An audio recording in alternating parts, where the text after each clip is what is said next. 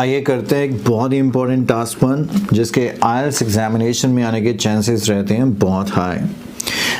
पिछले कुछ टाइम से जो मैं आपके साथ रिव्यू वीडियोस शेयर करता हूँ या अपनी आईएलटीएस प्रेपरेशन के रिलेटेड आपके साथ जो भी शेयर करता हूँ, उससे आपको ये आइडिया तो डेफिनेटली हो चुका है कि एग्जामिनेशन में प्रोसेस और मैप्स आने के चांसेस आजकल पाई या लाइन ग्राफ से भी ज़्यादा हो चुके हैं। अगर मेरी आप राइटिंग बूस्टर देखेंगे तो उसकी टास्क वन की लिस्ट अगर आप देखें तो इनकी weightage as compare to other graphs काफ़ी ज़्यादा हो गई है, क्योंकि जैसे जैसे हम नए नए टास्क जो उसमें अपेंड कर रहे हैं या जो प्रीवियस एग्जाम एक्सपीरियंस स्टूडेंट हमारे साथ शेयर कर रहे हैं, उनकी वजह से ये टास्क टाइप बढ़ती ही जा रही है as compare to the other task type.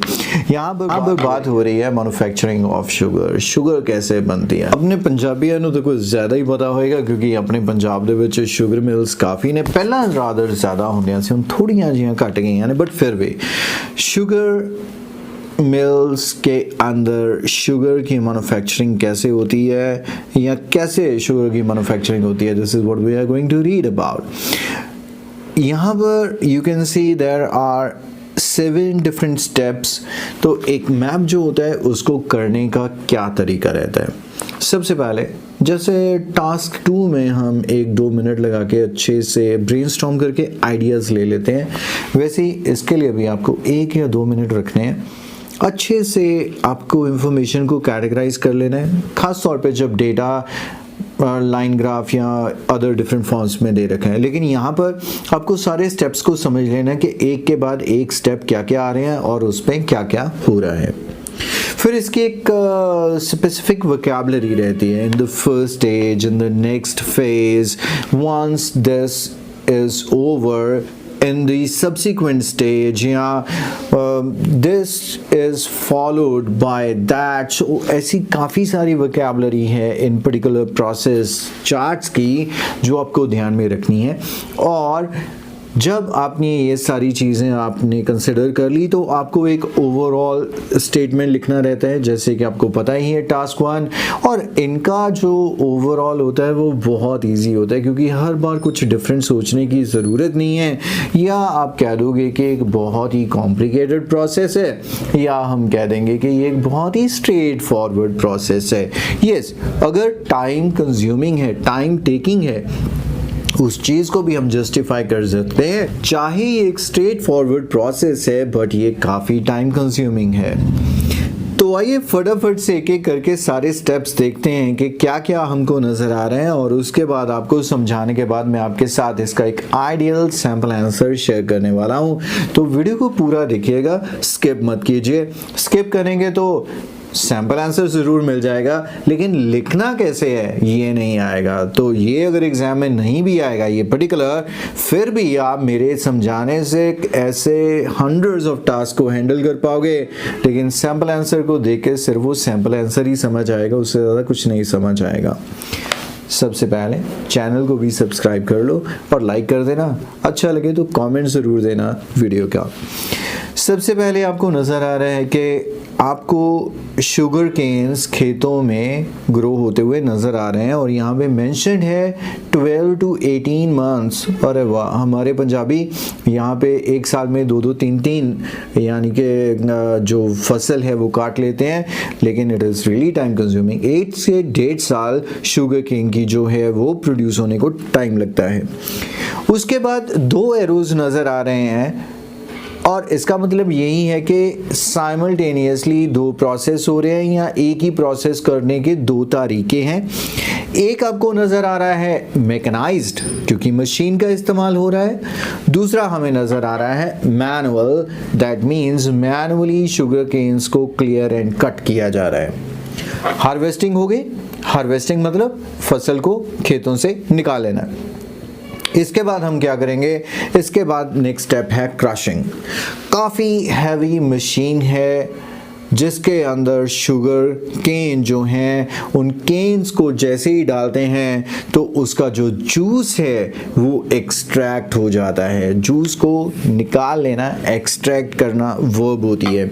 इसका ध्यान रखिएगा, जितनी भी एक्सप्लेनेशन रहती है ग्राफ्स की वो रहती है प्रेजेंट टेंस रहता है, लेकिन फॉर्मेशन जो सेंटेंसेस की होती है वो पैसिव रहती है। जैसे शुगर केन्स आर हार्वेस्टेड, आर की वजह से ये प्रेजेंट है, आर हार्वेस्टेड इनको किया जाता है, फिर इनसे ये बनाया जाता है, उसके बाद ये होता है। गलती से ये मत लिख देना शुगर केन हार्वेस्ट, इसका मतलब ये हो जाएगा कि शुगर केन हार्वेस्ट करने जाते हैं। शुगर केन्स को हार्वेस्ट किया जाता है, नॉट शुगर केन हार्वेस्ट करने जाते हैं। जैसे ही इनमें से जूस निकला तो what you see, the next step is purifying juice with the help of limestone filter. तो यहाँ पर फिल्टरेशन, प्योरिफिकेशन मतलब इसकी अगर कोई भी इसके अंदर कोई इम्प्योरिटी है तो लाइमस्टोन की वजह से वो फिल्टर हो जाती है और बिल्कुल क्लीन हमारा जो शुगर केन का जूस है वो हमें मिल जाता है। नेक्स्ट स्टेप आपके पास 5 है। यहाँ पर आपको एक फ्लेम के ऊपर, हीट सोर्स के ऊपर एक काफ़ी बड़ा सारा नज़र आ रहा है जो काइंड ऑफ अ कंटेनर, जिसका नाम इन्होंने रखा है इवेपोरेटर। इवेपोरेटर में क्या लिखा हुआ है, वहाँ पे ब्रैकेट में लिख रखा है juice becomes syrup. That means कि जो शुगर केन, आप भी जूस पीते हैं, मुझे भी काफ़ी अच्छा लगता है, गर्मियों में बहुत अच्छा लगता है रादर। तो उसमें जब हम रखेंगे और हीट अप्लाई करेंगे, लॉन्ग टाइम तक जब इसे हम हीट अप करेंगे तो जो इसका वाटर कंटेंट है वो इवेपोरेट हो जाएगा, जिसकी वजह से ये गाढ़ा हो जाएगा। तो क्या बन जाएगा, सिरप। सो जो गाढ़ा हो जाता है, जैसे चाशनी बनाते हैं हम, पानी में शुगर डालिए, काफ़ी पतला पानी होता है, लेकिन उसको अगर हीट सोर्स पे लॉन्ग टाइम पे रखेंगे तो वो क्या बन जाएगा, सिरप। तो अब इस सिरप को क्या करते हैं, centrifuge, separate sugar crystals from syrup. Centrifuge का अगर मैं आपको एग्जांपल दूं तो एक बचपन को याद कीजिए, एक आजकल जो हम सबको करना पड़ता है। बचपन में याद है जो हमारी गलियों में आता था, पंजाबी च कहते हैं माई बुड्ढी दा चाटा, वो कॉटन कैंडी जिसको बोल देते हैं। हिंदी में क्या बोलते हैं, आपकी लैंग्वेज में क्या बोलते हैं, आप कमेंट सेक्शन में बता सकते हो। तो वो क्या करता था, ऐसे चक्री सी घुमाता था और बीच में शुगर के दाने रखता था, वो दूर दूर तक का उसका इफेक्ट नजर आता था, क्योंकि वो चीज़ गोल घूम रही है ग्रेविटी से, उसके एक पोजीशन से। फिर ऐसी एग्जांपल है वॉशिंग मशीन, जो एकदम से गोल गोल घूमती है, बीच में आप कपड़े डाल देते हो और बहुत जब स्पिनर तेजी से घूमता है तो वो जो उसके ऊपर लगा हुआ पानी है, जो वेट क्लोथ्स की वजह से वो पानी डिस्पर्स होना शुरू हो जाता है, दूर दूर जाता है, जिसकी वजह से वो ड्रेन से बाहर आ जाता है और आपके सूखे हुए कपड़े मशीन से बाहर आते हैं। तो यहाँ पर भी क्या है कि वो जब सिरप को सेंट्रीफ्यूग करते हैं तो छोटे छोटे क्रिस्टल, छोटे छोटे दाने उसके सेपरेट होना शुरू हो जाते हैं, जिनको फाइनली कलेक्ट कर लिया जाता है। एंड ऑफ कोर्स यही हमारा 7th स्टेप है, जिसमें कलेक्ट कर ली गई शुगर के क्रिस्टल्स को कूल एंड ड्राई कर लेते हैं। And now of course this sugar is ready to be packed and sold in the market. तो आई होप कि अगर आप 1-2 मिनट अच्छे से इन्वेस्ट करके अच्छे से प्रोसेस को समझ लेते हो और उसके बाद जो मैंने टेंस कहा है आप उसका ध्यान रखते हैं और अपनी प्रेजेंटेशन का हर हालत में 150 वर्ड्स का डेवलपमेंट कर लेते हैं, कोई माइक लाल ऐसा एग्जामिनर पैदा नहीं हुआ जो आपको 6 से कम स्कोर दे दे।